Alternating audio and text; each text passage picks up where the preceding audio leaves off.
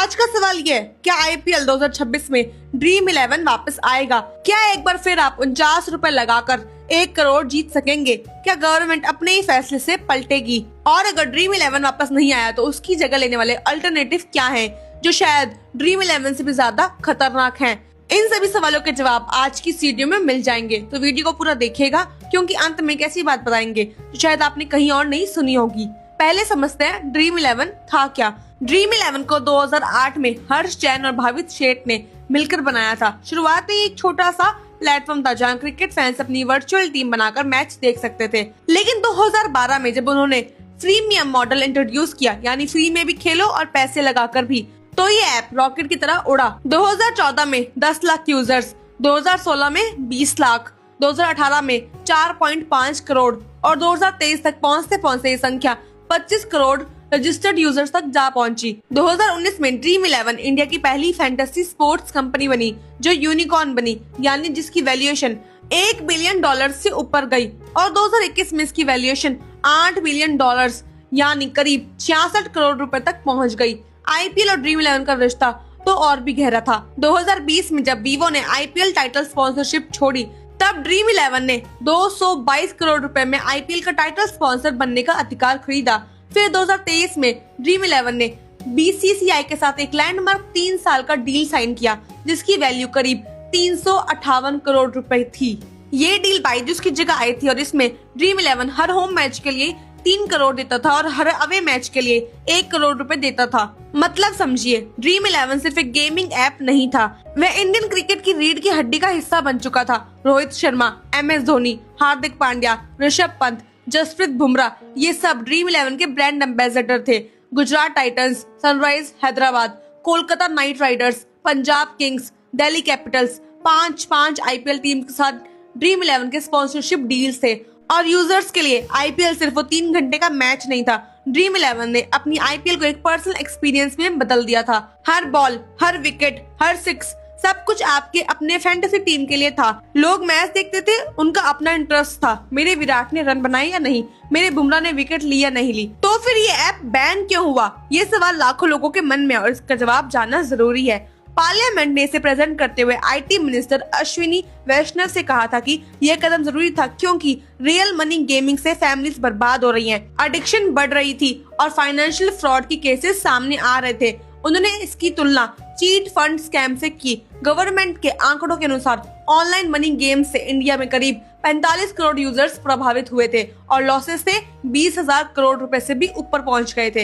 इसके बाद अगस्त 2025 में पार्लियामेंट ने promotion and regulation of online gaming bill 2025 पास किया। ये लॉ सभी रियल मनी ऑनलाइन गेम्स पर नेशन वाइड बैन लगाता है। इसमें ड्रीम 11 जैसे fantasy sports platform, rummy, poker सब शामिल है। प्लेटफॉर्म्स, एडवर्टाइजर्स और यहाँ तक कि प्लेयर्स भी पेनल्टीज फेस कर सकते हैं।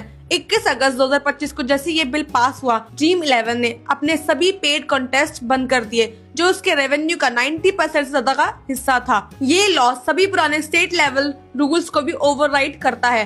अब कोई game of skill versus game of chance की बहस नहीं चलेगी। एडवर्टाइजर्स जो इन प्लेटफॉर्म्स को प्रमोट करे, उन्हें भी 2 साल की जेल और 50 लाख तक का फाइन हो सकता है। यानी देखते ही देखते एक रात में इंडिया की सबसे बड़ी फैंटेसी गेमिंग कंपनी का पूरा बिजनेस मॉडल ध्वस्त हो गया। दुनिया में बाकी जगह क्या है, ये जानना जरूरी है क्योंकि इंडिया अकेला नहीं है जहां इस टॉपिक पर डिबेट है।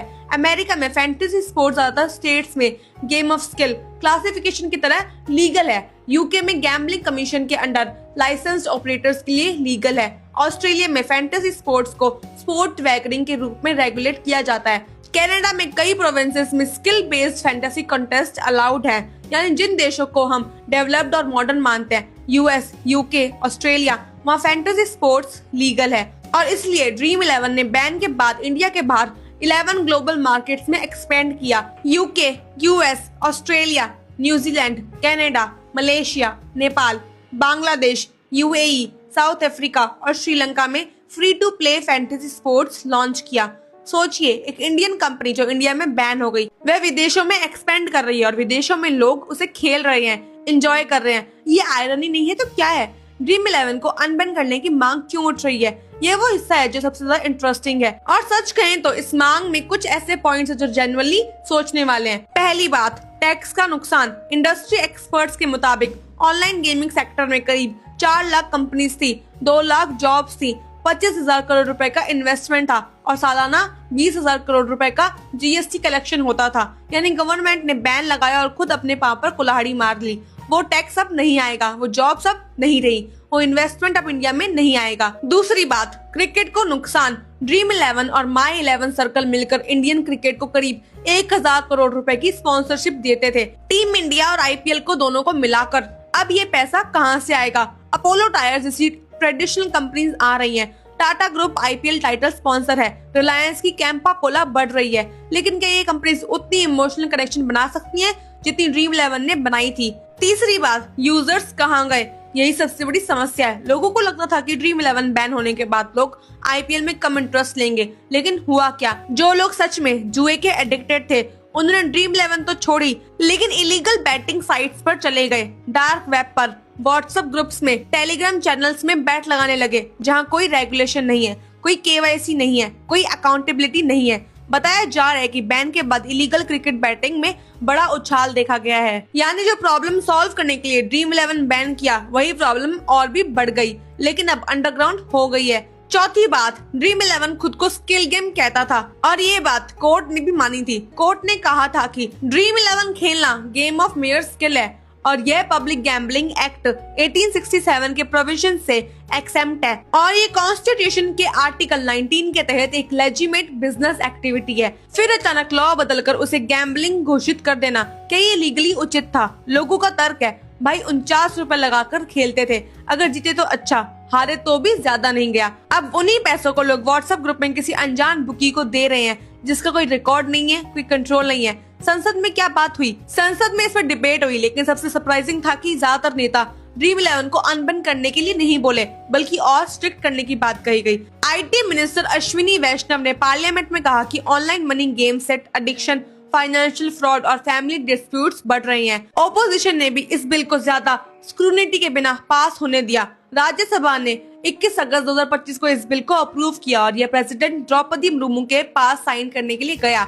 यानी ये कोई ऑर्डिनेंस नहीं था, ये फुल पार्लियामेंट्री प्रोसेस से पास हुआ लॉ है। इंडस्ट्री की तरफ से जरूर आवाजें उठी।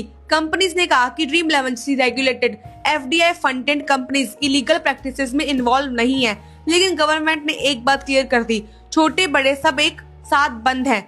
आईपीएल 2026 में क्या हुआ ड्रीम 11 के बिना? आईपीएल 2026 शुरू हो चुका है और ड्रीम 11 के बिना Gujarat Titans, Sunrisers Hyderabad, Kolkata night Riders, Punjab Kings और दिल्ली कैपिटल्स, इन पांचों टीम्स को ड्रीम 11 छोड़ने के बाद नए स्पॉन्सर ढूंढने पड़े।